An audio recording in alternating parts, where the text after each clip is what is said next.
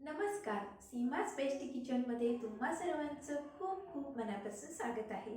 तर मी आज बनवणार आहे बिर्याणी. तर ती बिर्याणी म्हणजे आज आपल्या पद्धतीने नाही बनवणार, तर आपल्या पद्धतीने मी भरपूर अशा बिर्याणीच्या रेसिपी मी तुमच्यासोबत शेअर केलेल्या आहेत. तर आज मी वेगळ्या पद्धतीने, वेगळ्या स्टाईलने बिर्याणी बनवणार आहे. ती बिर्याणी म्हणजे तेलगू चिकन बिर्याणी.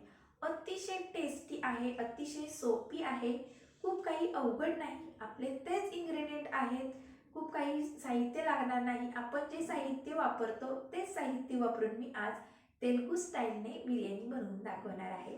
तर तेलगू स्टाईलची बिर्याणी अतिशय टेस्टी लागते, तर ही रेसिपी पाहायला विसरू नका. चला तर मग आता आपण तेलगू स्टाईलने चिकन बिर्याणी बनवायला सुरुवात करूया.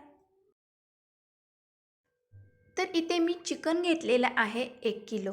तर स्वच्छ धुवून इथे चिकन घेतलेलं आहे.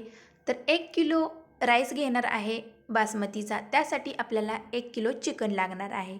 तर सर्वप्रथम आपण चिकनला मॅरिनेट करणार आहोत. तर तेलगू स्टाईलने आपण मॅरिनेट करणार आहोत. खूप काही साहित्य लागणार नाही, ते कमी साहित्यामध्ये आपण मॅरिनेट करणार आहोत.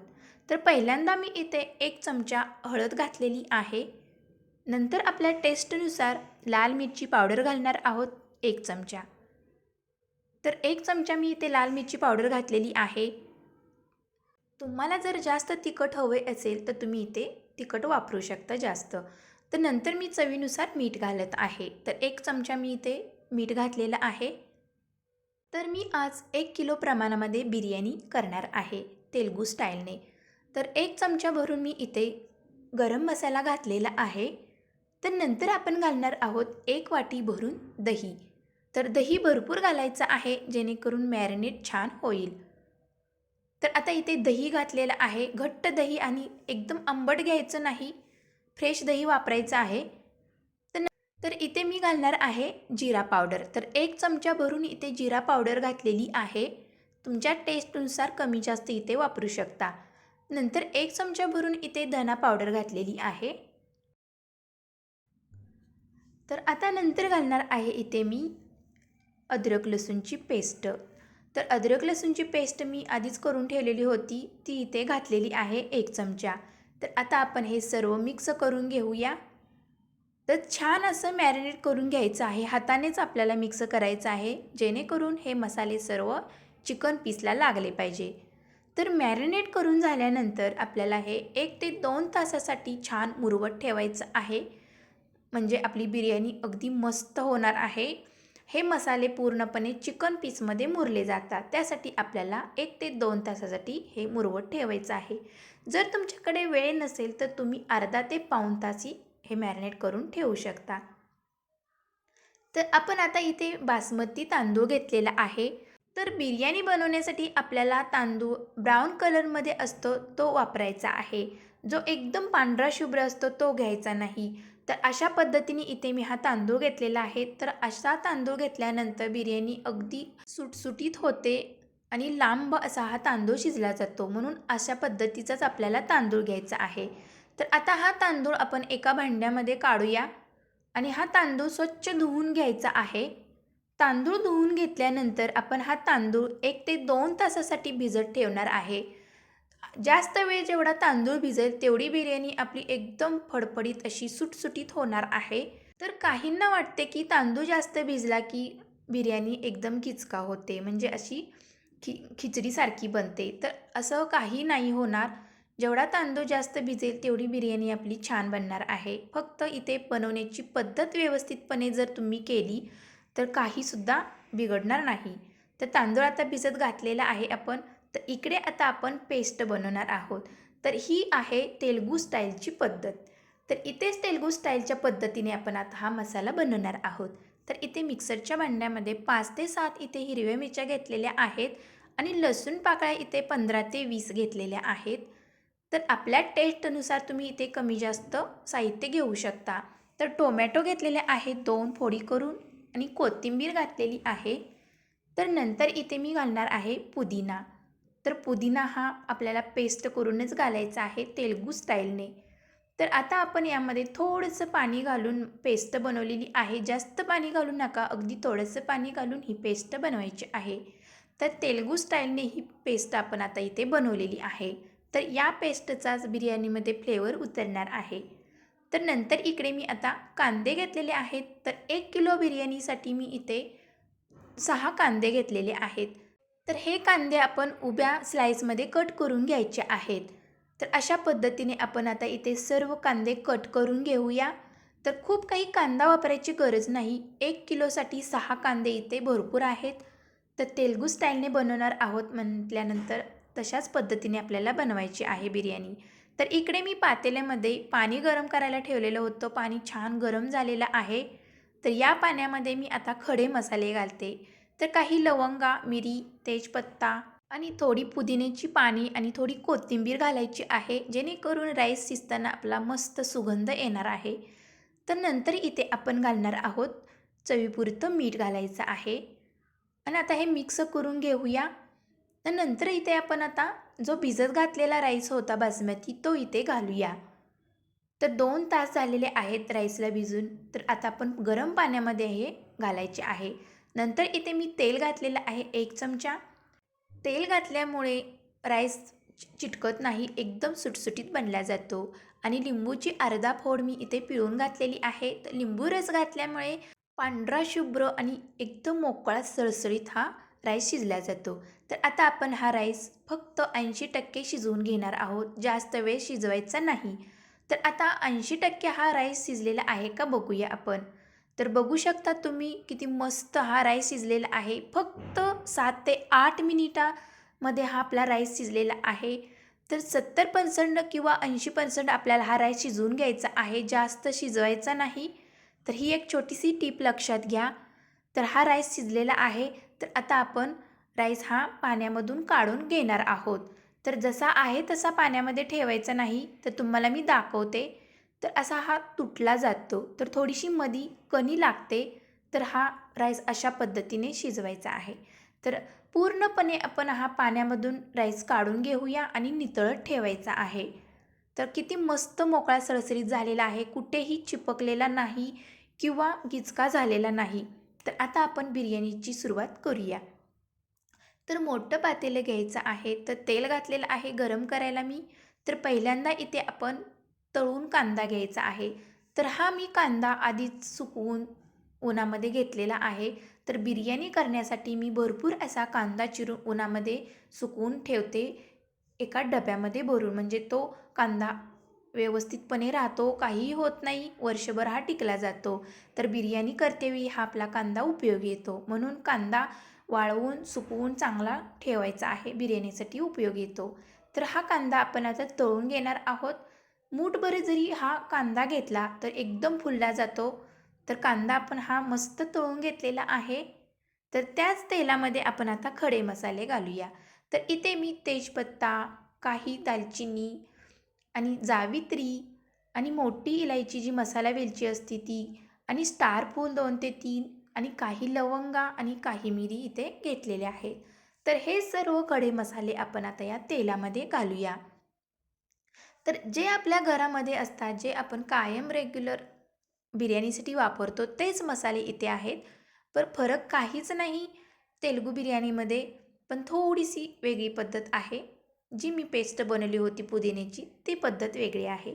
तर आता आपण जे 6 कांदे चिरून घेतले होते ते इथे घालूया आणि छान फ्राय करून घेऊया. तर कांदा छान मस्त असा भाजलेला आहे. तर यामध्ये आता आपण ज्या तेलुगू स्टाईलने आपण पेस्ट बनवली होती ती आता इथे पेस्ट घालूया. तर पेस्ट छान मस्त अशी भाजून घ्यायची आहे. जोपर्यंत त्याचा कच्चापण वास जात नाही तोपर्यंत ही पेस्ट छान भाजून घ्यायची आहे. तर 2 ते 3 मिनिटे पेस्ट भाजण्यासाठी लागतात. तर इथे आपली पेस्ट भाजत आलेली आहे. तर अद्रक लसूणची पेस्ट मी 1 चमचा घातलेली आहे. तर हे छान मिक्स करून घेऊया. तर बघू शकता कलर चेंज झालेला आहे, तेल सोडलेलं आहे ग्रेव्हीने.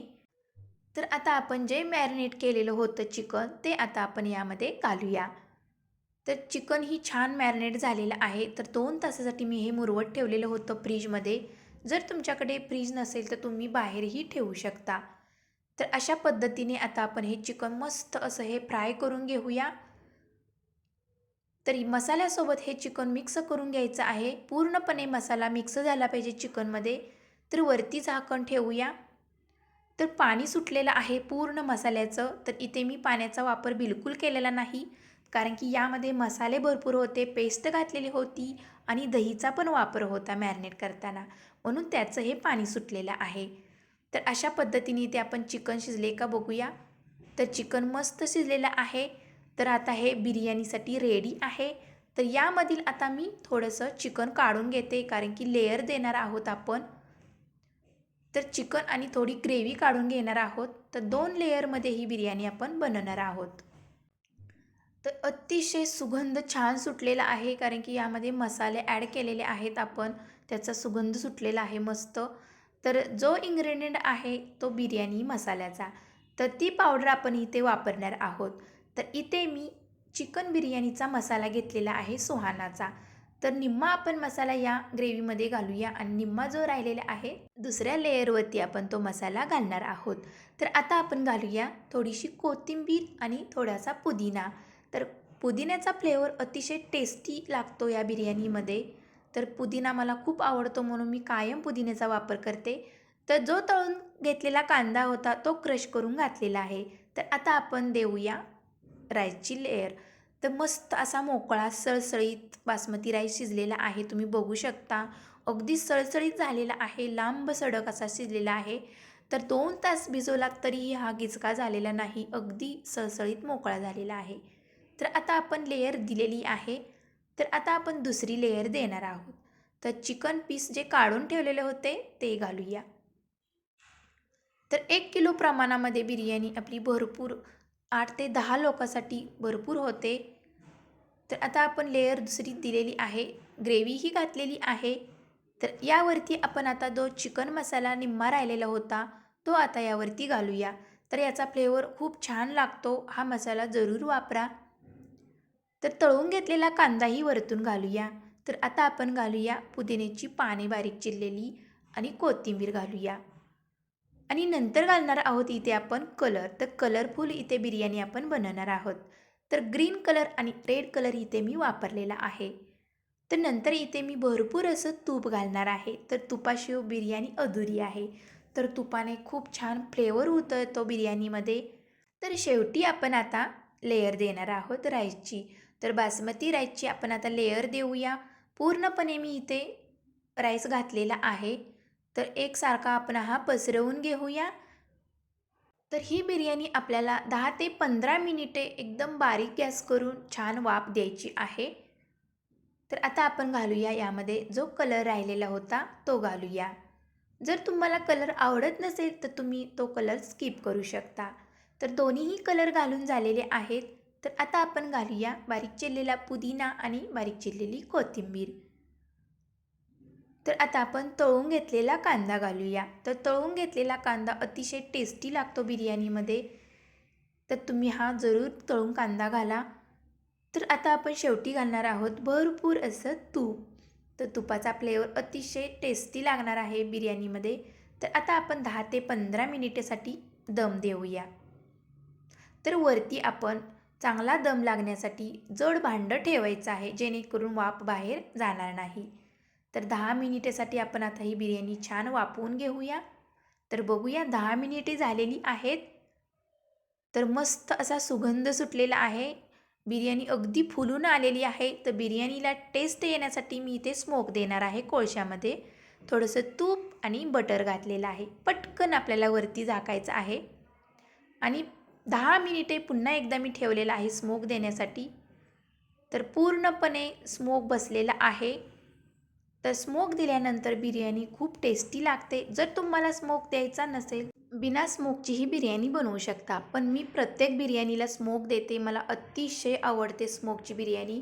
तर स्मोक पूर्णपणे बसलेला आहे. तर तुम्हाला काढून दाखवते बिर्याणी. तर अगदी मोकळी एकदम सळसळीत बिर्याणी झालेली आहे आपली. कुठेही चिपकलेली नाही. तर पूर्णपणे फ्लेवर छान उतरलेला आहे आणि मसालाही मस्त असा सेट झालेला आहे बिर्याणीमध्ये. तर आपण आता डिशमध्ये काढून घेऊया बिर्याणी. तर खूप काही अवघड नाही ही बिर्याणी. आपले आहेत तेच साहित्य आहेत. तर तेलगू स्टाईलने ही बिर्याणी बनवली जाते, म्हणून मी आज तुमच्यासोबत तेलगू स्टाईलने बिर्याणी बनवून दाखवलेली आहे. तर राईस मस्त असा झालेला आहे, मोकळा सळसळीत. तर अशा पद्धतीने तुम्हीही नक्की ट्राय करा ही रेसिपी. अतिशय टेस्टी लागते. तर कमी साहित्य लागते, खूप काही साहित्य लागत नाही. तर ही रेसिपी तुम्हाला आवडली असेल तर तुम्हीही नक्की ट्राय करा आणि कमेंटमध्ये सांगा कशी झाली आहे ती. तर खूप काही अवघड नाही. तर मी याआधीही भरपूर अशा बिर्याणीचे रेसिपी बनवून त्या तुमच्यासोबत शेअर केलेल्या आहेत. तर त्याच्या लिंक मी खाली डिस्क्रिप्शन बॉक्समध्ये देते, तिथे तुम्ही जाऊन चेक करू शकता. तर रेसिपी आवडल्यास लाईक, शेअर, सबस्क्राईब करायला विसरू नका आणि बाजूला जे बेल आयकन आहे त्यावरती प्रेस करायला विसरू नका. म्हणजे माझ्या नवीन रेसिपीचं नोटिफिकेशन तुमच्यापर्यंत लवकर पोहोचेल. चला तर मग भेटूया पुढच्या रेसिपीमध्ये. तोपर्यंत मस्त खा आणि स्वस्त रहा. Bye bye.